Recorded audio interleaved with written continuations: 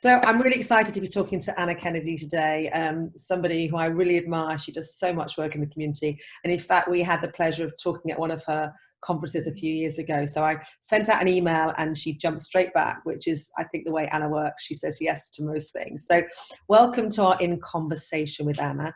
First of all, for people that don't know you, do you want to explain a bit about who you are and what you do? And that's kind of a long question, but in a nutshell, who are you?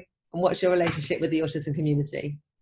Okay, hi Tess, good to see you. Good to talk as well, because obviously it's important to talk in these difficult times. So I'm Anna, I'm married. I've got two sons. Patrick is 30 and he's on furlough at the moment and at home. Yay! And Angelo is 27. He's quite profoundly affected by his autism and got sensory processing condition.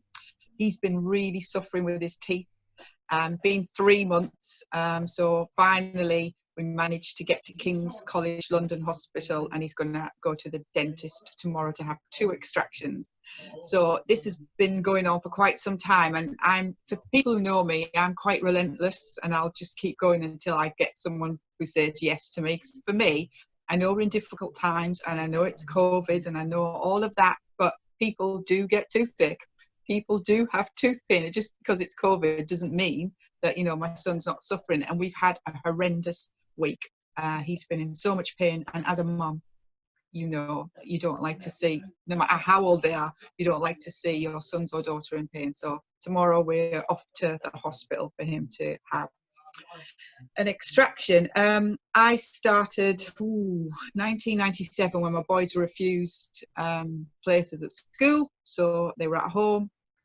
They were just getting a few hours home tuition. One was a lovely lady that I ended up employing 4 years ago at the school that I set up, and then another lady. She was really lovely, but never worked with a child with autism before, and she was basically out of her depth and started crying after the 3rd day. So to cut a long story short, I thought this can't carry on like this, so we decided to set up our own school, and it's been 21 years ago now, and 500 children have walked through the door, travelling in from lots of different local authorities in London. Set up a college as well, a vocational college that has 70 adults aged 16 right up to 50 odd at the moment, a residential home as well for 8 adults, and another school in Kent that has about 70 pupils. So yeah, what I do is I'm trying to create as many opportunities as I possibly can for children and adults. I'm also trying to pave the way for my sons, because when I'm dead and gone, I want to make sure that everything's in place that I can make in place for them, so their life is a little bit easier. Set up Anna Kennedy Online, which is a charity, in 2009. Love working in the charity. I am a workaholic, only on 3-4 hours sleep a night. It's a bit different now because obviously of COVID. So we do a lot of events like Autism's Got Talent, which is really well known. It's been going for 9 years now. We've had performers from all over the world perform at the theatre. We have our Autism Expo, which we had to cancel in March again because of COVID. So now we're working on an online expo. We've never done it before, so we're going to see how it goes, and that's going to be in July. So keep checking the charity website, which is Anna Kennedy Online, to see what we're up to. We've got the Autism Hero Awards, which we've been in our 5th year now, which is an amazing event. So people nominate people that go the extra mile. So whether it's a teacher, a parent, a carer, a professional, a reporter that writes particularly well, a business. So we get inundated with nominations. Then the 7 judges, not me, they have the task of choosing 3 finalists for each category. So that hopefully will happen in November. So you never know, things might stop to get a little bit back to normal by November. So if people want to nominate, September, the first week is the closing date. So since COVID, I'm having to think out the box, because there's still a lot of families that are really, really struggling. Some adults are actually coping really well. They just said it's nothing any different for them, because obviously they're quite isolated. Some adults I've spoken to in an article I've just read, that it's actually improved for them. You know, this way of living, it works for them. But there's a lot of families that are really, really struggling at the moment, because obviously their routines have gone out the window. They might have lost their job, or there's just lots of different scenarios at the moment. And obviously anxieties are kicking in.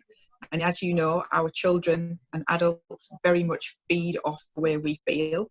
So I'm trying to be happy, trying to keep a routine going. And as I say, Patrick's off 5 weeks now with furlough. So he's cooking at the minute. So his thing at the minute is cooking, eating a lot. I'm trying to help him maintain a little bit. Angelo, trying to keep as much a routine as possible. We do like walking.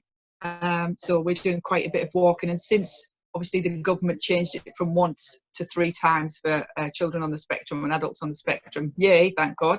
But now, since he's opened it up at the beginning of this week, I went into London with Angela in the car I couldn't believe the traffic in London. Really? It was just like a regular day. So I was a bit surprised to see that, to be fair. So what I'm doing now within the charity, trying to think of different things to do. So as I say, we're doing the expo. We're doing workshops online, which are really going well. We've got one coming up tomorrow. We did, for V-Day, I asked the autism community to create posters. And there's some amazing artwork came through. And we're working in collaboration with Born Anxious, which is a clothing company that basically haven't got any labels within the clothing, very soft cotton, just really well made. Because as I know with my son Angelo, he used to cut the labels out of everything. You just find big holes in the t-shirt. So I snip everything out. Yeah, snip everything out. Or if he saw a bit of cotton hanging off, he'd pull it, and then obviously the whole seam would open up. So these t-shirts are really, really lovely. And again, founder is a mum who's got a son on the spectrum, and she's created Born Anxious. So I'm pleased to be ambassador for their clothing company. So the winners receive t-shirts and also Amazon voucher. So now we're creating another competition because everyone seems to be into cake making banana bread, whatever it is. So we're going to be launching that very soon. Get creative. The autism community, let's see what your cakes are like. And what I've asked for is to create a cake that represents autism to them. So I'm really interested to see what the creations are going to be. So again, we're going to have 3 different categories, so like under 11, under 17, and then adults. So I'm looking forward to seeing that. So our judges are Casey Ainsworth, who's one of our ambassadors. She's got a son on the spectrum, and her husband's got Asperger's. Richard Mylan, who's autistic himself, and his son Jacko. And then we have a lady who's really, really lovely, who I met through Autumn's Got Talent, Ionica, and she has become the singing baker. Your sound's just gone off, Anna. I don't know why. Let me just unmute you. For some reason you must have pressed something. Hold on. You press a button? Yeah. Somehow. Yeah, someone was trying to ring me. Oh, okay. So tell me about that lady, the singing baker. Okay, right. So one of our friends to the charity is a lady called Ionica, and she came to our last Autumn's Got Talent. We've become friends online, and she presented some of the performers. She was blown away, but she, because of COVID, has started baking at home, and she's now been known as the singing baker. So she made something like 500 cakes over a period of time. She'd never made a cake in her life, and now what she's created is amazing. So she's known as the singing baker now. So she's one of our judges. Brilliant. So the closing date will be end of June, and then they'll have the task of choosing the winners. So they'll get and everybody can find this on your website. Yeah, they can. Yeah. So obviously we're a charity, and we're not there's no funding coming in because obviously we can't do our events. So we're just asking for a minimal donation of £3 to enter, and obviously the money will help us to keep ticking over. So the winners will get an apron that says AKO AKO Champion Baker, and then they'll get t-shirts as well from Born Anxious. So yeah, looking forward to seeing those creations. I bet they're going to be amazing. And do you find that because of COVID, after the initial kind of shockwave of okay, things are going to change, you've suddenly become a lot more creative? I mean, it sounds like you're inventing new ideas all the time and your brain is whirring around. Yeah, I am a workaholic. My brain never stops. Sometimes I find it difficult to sleep, even though Angelo doesn't sleep very much. But for me, it's like I'm always thinking. But I am a person that is quite creative anyway. So all of the things that we do within the charity, it's always like I might be on the tube and then I'll ring Lisa, who's my PA, who's been working with me for 10 years. She needs a medal. And I'll just say, Lisa, I've got a new idea. And she's going, oh, oh, not another one. So but that's what we do. And then what I like is we turn things around really, really quickly, Yeah. because people who know me, I don't do waiting. And it's just like, that's what I used to find difficult with working with, when you're working with social services or education. It's a meeting about a meeting about a meeting. I can't bear it. It's just like, something needs to get done. Just let's get on with it. Yeah. So, but that's just me. That's in a way how I feel like that too, like this project, because we were asked to do something through the local council and it was just meeting after meeting that then got stopped because of COVID. I thought, yeah, I'll just do it myself. There's nobody, I'm like you, I'm my own boss. We've got a small charity set up here. You know, I'll do it for the good of the community until somebody tells me to stop, really. yeah. And the thing I wanted to shout out about is there's a lot of people that are supporting the bigger charities, yeah. but don't forget about the smaller charities. They are a lifeline to a lot of families. So for me, if you can, whatever you can, I know a lot of families, money is short, but you know, every pound counts for these little charities, and they are a lifeline. Yeah. We're doing, like, between us, we thought of, right, let's do a whole month of walking, cycling every day. So I've got all my team. So every day we're WhatsApping, and we're sharing how many thousand steps we've done. And then we're going to see at the end of the month how many miles that we've done, and see where we could have got to in the world with those miles. So That's brilliant. it's keeping us motivated. So yeah, we've been doing it every day. There's about 8 of us doing it. So can I go back to your schools? Because that, you know, you just kind of brush that off. Oh, I set up a school. I mean, that's a phenomenal thing. Well, that was it. Is that now self-run and self-funding, and it's sort of standard? Oh yeah, yes. Look, so for me, I work with the charity now. That's my obviously when the school first started, I was based in the school. I used to love the children running in to check a lot of them to make sure I was there, and they'd always call me by my full name, Anna Kennedy. I'd never get Anna or Mrs. Kennedy. It was always Anna Kennedy. And there used to be a young girl that used to run every morning. As soon as she came in, and she'd open my door and she'd just look to see if I was there, and then she'd go back to class, or the kids used to walk past and say, hi there, Anna Kennedy. I used to teach dance there as well at the school, because I used to love tap dancing as a child. That was my thing. And I thought, I want to teach the kids dance just to see how they respond to it. I'd never done it before. So I started off with a small group of 6, and spatial awareness is quite difficult at first.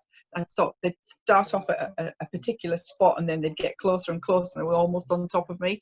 So then we started working on spatial awareness, improving their listening skills. It was increasing their flexibility, and they started making up steps, so that was great for their imagination. And then we did a performance for the families, and the parents were crying, and it was such a lovely feeling. And since then, me doing classes, we did performances, the groups got bigger, and because I got busier and busier, we decided that we needed to employ someone to teach dance. So I wanted it to be cool, not tokenistic. So we now have a full-time street dance teacher, Jonathan, who's amazing, and we created within the school Autism with Attitude, and that started because of Autism's Got Talent, which is the show, and they've just become really well known now.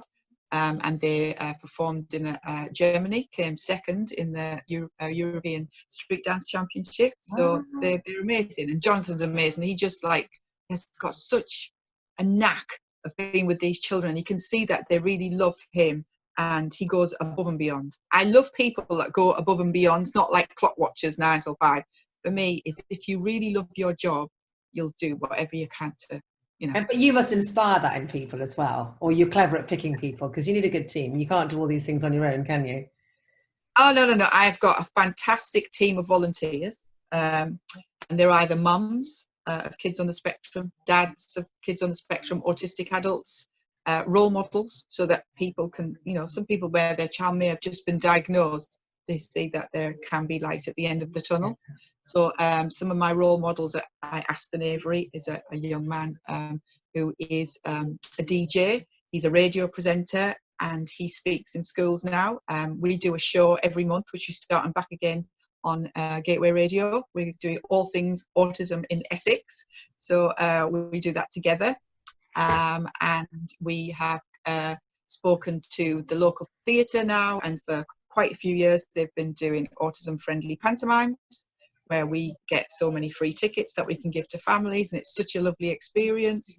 we've done football matches together where his mum and dad have got involved, and yeah, we just that again thinking out the box. But Essex is really a fantastic place where they're really becoming very autism friendly. Another of my ambassadors, I have overseas ambassadors. So I've got Danny Bowman, who lives in America. She's an amazing woman who set up her own animation, Danimation she calls it, and she now teaches other adults on the spectrum to do animation. She's also come over to Plymouth, where she started workshops as well. So I've sponsored a couple of the workshops for some of the children and adults. Got another young lady whose birthday is very soon, Jo, who's world kickbox champion. She's an amazing speaker, very articulate, very creative. So yeah, if you check on the charity website, you'll see all the ambassadors and all my charity champions, and you'll see what they're about. And we're very passionate about what we do. We're a strong team, we pull together. So what's your vision? I mean, forget the COVID kind of halt that we've got. What's your vision? So if I said 5 years time, what's the kind of the hierarchy? 5 years time, I'd like to, for me, I'd love to set up a business that's purely created by people who are working there on the spectrum. I'd love Autism's Got Talent to go to Wembley or the O2. Come on. Why not? And I'd love them to perform alongside really well-known bands to show that they're just as good as they are. You know what I mean? So a little bit like, oh, what's that fella that did Live Aid? Boomtown Rats, can't remember his name. And Bob Geldof. Yeah, him. I'd like to do something like that, but for autism. So that's like my dream. And my team know that because I keep talking about it and keep trying to think of ways to make it happen. So if anyone's listening, you've got to dream it, haven't you, and manifest it. I bet. Did you have a vision that you'd be this far 10, 15 years ago? No. So I forget. You know what's really good about Facebook memories? I forget a lot of the things that we do, and then they pop up, and I think, oh, I forgot about that. I forgot about that.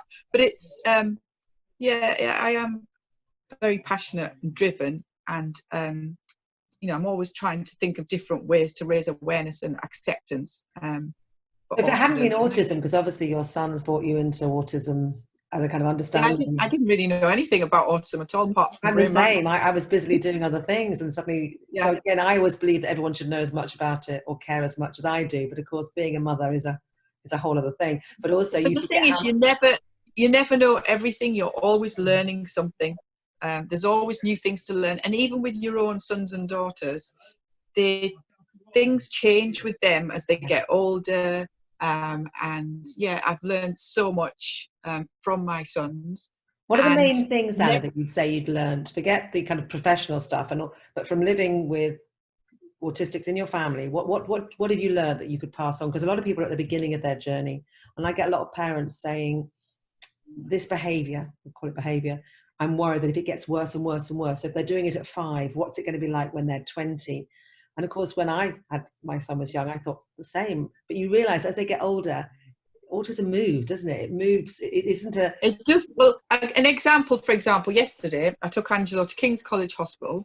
I couldn't prepare him because it was just like, we've got an appointment, can you come this afternoon? So normally I would prepare Angelo, and I'm thinking, oh, is this going to work? You know, we're going across London and all this. And I was trying to think of things I could take with me to help it make it easier. But he coped really well.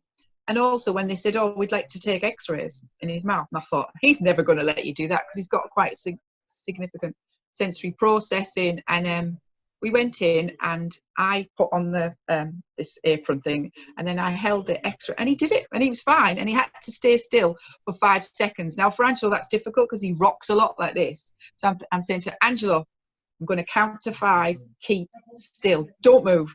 So I started counting backwards, and 5, 4, and he did it. And then I had to do it on the other side, and he did it. So for me, it's like never say never. Our children surprise us every day. And even with Angelo's very minimal verbal skills, you can't have a conversation with Angelo.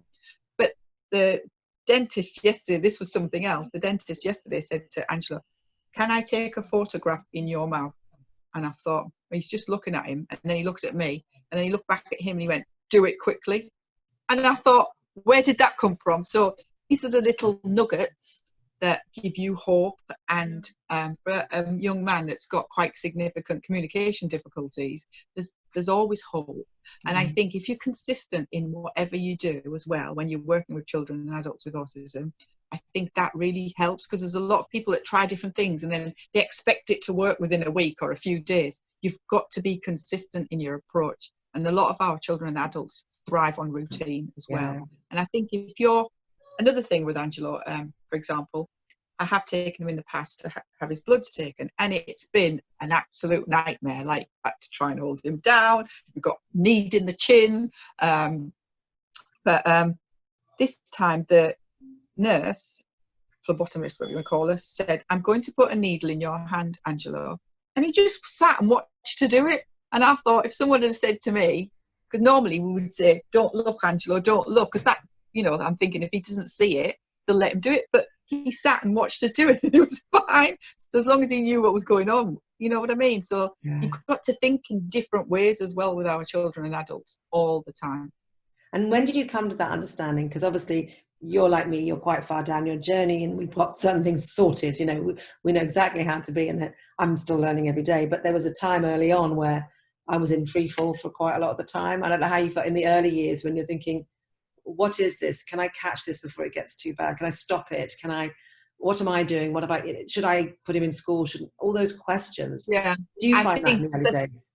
I think the thing is, and I've always said this, and I don't think things have changed much since then, that when you're first told that your son or daughter's on the spectrum, no one actually sits down with you and says, this is what autism is. There's all these various strategies, and what happens is you have to become like a mini expert. So you start searching on Google, and there's so many different things out there. So I remember when I first started looking, I thought, I think I worked out something like 17 different strategies, and I thought, how do I know which one's going to be suitable for Angelo, because he's very different from Patrick, and how do I know which one is going to be suitable for Patrick? And that's the dilemma that parents have. And I think sometimes you have to go with your gut instinct, because you know your son or your daughter really, really well. So I think it's still very poor with diagnosis at the moment. Parents are still waiting years. Yeah. Just recently spoken to a parent as well, has been waiting 2 years already. So that's it. And again, there's no one to sit down with them to say, this would be the best school for your son, you know, or this program would be the best. I think the thing is, as a parent, you've got to do a lot of research. And now with social media, it's good to ask people, you know, people who are in a similar situation. I've just had a parent now who's been struggling for 9 years talking to me. And she just can't cope with her son anymore. No one's helping her. And they've suggested residential, and she's thinking now as she feels as a parent. And I said, no, you haven't. You've done your very best. Go and have a look if you can at the residential. Look at as many schools as you possibly can and get a feel for what's out there. Read their Ofsted reports, although sometimes Ofsted reports not that quite accurate, as you know, but just get a feel for what's out there. So I spoke to her about a mum that felt exactly the way she was feeling, and now her son's in residential. She said it's the best thing she ever did, and she did feel guilty at the time, but she can see he's happy now, and she's happier. The siblings are happier, because it has a knock-on effect on the siblings as well. And you can't be all things to everybody. You know, you've got to think you've got to be a wife or a partner or a mum or you know, it's just like you can't split yourself into so many different areas. No, I think what you said, that the things that are so true, that the thing about your anxiety or your energy, the child will pick up on that. So trying to keep your own, yeah, definitely, big time. The fact that you do something you're passionate about makes you feel good. If you're feeling good, then obviously you bring that back into the house. And then that thing about consistency, because again, we kind of scrapple around for different, oh, I'll try that. And then if it does work, you don't know what's working anyway. And also our children, whatever we know about autism, and there's still so much we don't know, consistency, calm, connection, authentic connections seem to be the resounding message that whatever you're doing, if it doesn't have that in it, you might as well just burn the money. And I think so many people are out there, but consistency and calm and connection, that's what families can do. It doesn't have to be some sophisticated therapy, does it? It's just about being present. No. You walk with Angelo, I see you post that, looking at nature. It's magical, isn't it? And people are looking to accelerate and get through this autism quickly. It is what it is. You can't. There's no cure. You know, I'm fed up of seeing people saying there's a cure or there's some sort of treatment. There's strategies of trying to make life easier for the young person and for the family. And I think if the school and the family work together, there's no mixed messages then. So if you're working one way with your son or your daughter at home and the school's doing something else, they're going to get mixed messages, aren't they? Do you So think for me, I think key therapy, I was just going to say, I think key therapy is speech and language therapy. Some parents think, well, he can talk, why does he need speech and language? And for me, I think speech and language, occupational therapy, and things like music therapy can be fantastic for our children. Drama therapy is, I've seen so many kids excel. We've run our weekly drama for the last 17 years. And in fact, I was on Zoom with the drama team last night, and we're just playing some fantastic games that they were just wonderful. They were doing all sorts of games, and I put them into groups and they have to invent games, and they're not seeing it as therapy. They're just meeting their friends online once a week, and they're loving it because actually they're getting more connection online than they might do in a room, because they're seeing people, they're being able to be calm without having to be in the room with all the other sensory stuff. So that's really good. But I was just wondering what you thought, because I think that we're in a better place now, because I'm reading so much more, and I'm obviously advocating like you are, that it's a person-centered approach, and it's not about changing the child. It's about finding the environment and watching that child thrive and then nudging them in the right directions. But were you finding, because when I first came into this, that thinking that I had instinctively, because I come from a drama background where everything is found organically, the character is found organically, but they were trying to put behaviors onto these children, and I was thinking, yeah, that's what everybody was saying, and a few of us were saying something different. I think it's changed now. I think the behaviorists are still out there. We've got to change the behavior. We've got to fix the problem. They're the problem. It frustrates me that noise is still out there, but it's much more person-centered. It's going to be slower. It's going to be more relationship-based. Let the child be for longer without all these bloody milestones and expectations. Are you finding that too? Yeah, most definitely. I've spoken to so many parents that you have got parents though that they're really like the exams, you know, them getting their GCSEs and all the rest of it is so important. And sometimes that's not always, you know, obviously you want your child to get GCSEs and A levels and go to university and all the rest of it, but for some children that's too stressful for them. And then once they have achieved them, they haven't got the social skills, like for example to keep a job if they're going, you know, you've got to try and find the balance of them, you know, the social and emotional skills that have got to be kept. How can I say, what's the right word I'm trying to look for? I'm just really tired because I haven't had any sleep. What I'm saying is that you need to help them understand that at a core level, like teaching a foreign language, you know. I teach the kids I work with emotional understanding like it's a foreign language. You know, this is what this means. And you've got to start at the bottom again. You just do. And that's fine, because we give people that allowance with other things, but it's almost like we expect these young kids to know everything. Well, there is a depth in some of their understanding, but all you have to do is take time and patience and bring them up. They might never have the core strengths, but then we've all got different core strengths. Everyone said they're going to get good at cooking and gardening. I'm still crap at cooking and gardening. It's not going to change. Do you know what I mean? So I hate gardening. I cut the grass. That's about it. And I'd love to be, you know, after 8 weeks, I keep saying to my kids, if I was going to get better at cooking by now, I would have got better, wouldn't I? And they went, yes, Mum, it's not going to happen. But see, some people have discovered that and it's therapeutic for them. You know, carry on. It's just wouldn't the world be boring if everyone was the same? So we all are, you know, good at different things. I've discovered the little trumpet. I love going on it. It's just, I like the feeling of the, and it's obviously keeps me fit, and you know, it's just like you're just looking at different things. You know, and if it's watching Netflix, what's wrong with that? If it makes you feel good, watch it. And that's the final thing. So you've been brilliant. I'm not going to take up too much of your time, but obviously you have to stay strong for your business, for your charity, for all the people that you're supporting, and then obviously your 2 boys and your husband. You have a partner, I presume, your husband. So how do you, I mean, and you say you don't get a little sleep. How do you do it? And how do you keep yourself focused and healthy and consistently present in what you're doing? A lot of people ask me this, and a lot of people say whatever it is that I'm on, they want to buy some. But I am quite a positive person. Obviously, I do get down now and again. And if I get nights where I haven't had any sleep at all, I just feel like my whole body is just like this.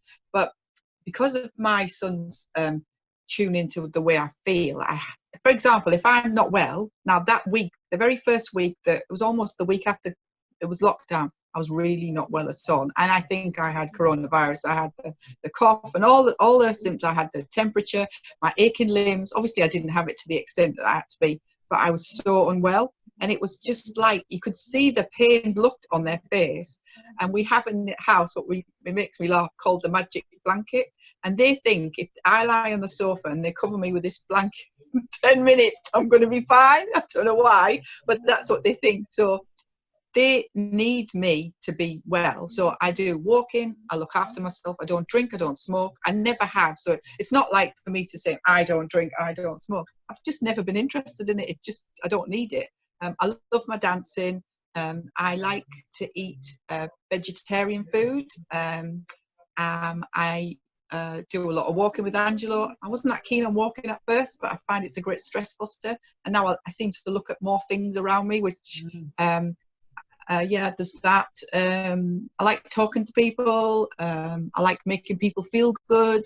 I love Autism's Got Talent. It's the best thing ever. And I'm missing it. I'm getting withdrawal symptoms. So I'm trying to think of different ways of doing things. So, it's just like looking after yourself. I wish I could get more sleep, because I think, and I am worried that, I am 60 now. That was like a big thing for me. And I just, I was getting really stressed about it.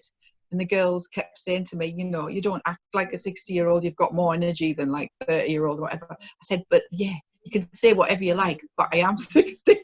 So, but now I couldn't even say the number before, but now I can say it, and I don't feel any different. I feel fine, and I feel like I've still got lots of energy, and I hope I am going to keep carrying on like, Sir Tom now that's been knighted, somebody like him who's like still trying to do things for the community. So, just keep going really. I'm quite driven. I'm very passionate, and I think that's what keeps me going.